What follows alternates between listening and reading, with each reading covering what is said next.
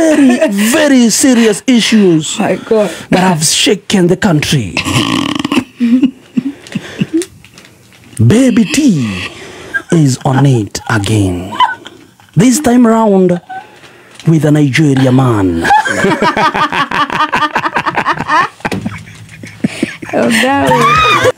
Yeah. Cinema yenyewe inaanza, tunamuona pale ukipenda starring Jangridosi Baby T. Ni masaa ya jioni.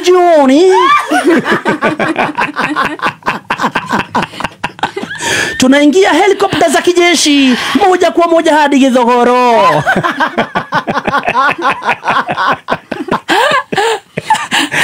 Upande mwingine tunamuona Mnigeria kwa jina Oga Obina.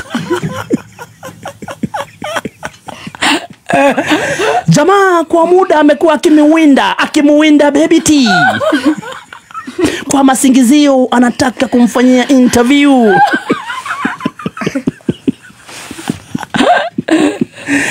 Kwanza ampigia simu na kuweka loudspeaker. Baby T, watu wanakuulizia sana, tunataka ukuje kwa show yetu. Baby T upande mwingine anamwambia, "Oi guy, unajua nakuaga na nini? Nakuaga nasikiaga mad butterfly. Sijawahi interview hiyo out by life." Oga Obina haki. Si ati naogopa kizungu. Ni vile nasikiaga butterfly. Oga anamwambia, "Basi usifunge macho ukuje tu." "Oi, wacha nisifunge saa hii." Nitavuka tu siku ingine, just any other. Wacha nisivuke saa hii. Yes, I listen to you, but then I watch your show. We'll talk another time. Na kusign out. Sawa, wagwan. Cheers. Nikashukuru Mungu sababu hakumjibu. Haku sign off kama vile amezoea. Aje. Nitokwaria no gwino.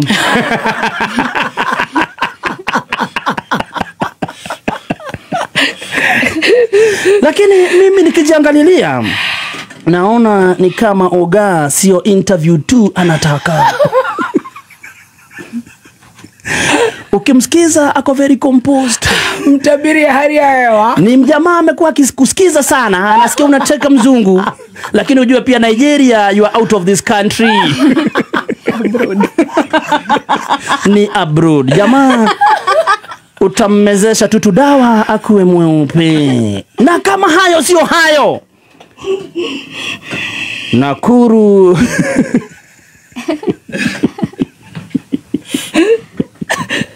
Nakuru wamepigwa na butwa. People are coming all the way from Nyandarua, Miharati, Kiviveri.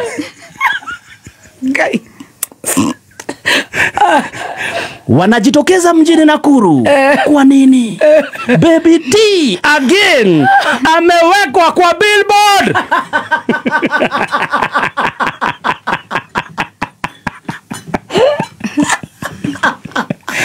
Pale ukiingia Nakuru Lanet, wazee wa kutoka Keroka, Kisii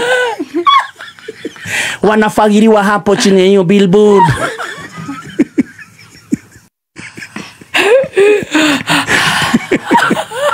Wazee wa kutoka Subukia, Wanyororo, Dodoli, Wakiogo, atejanja mokere kirwako.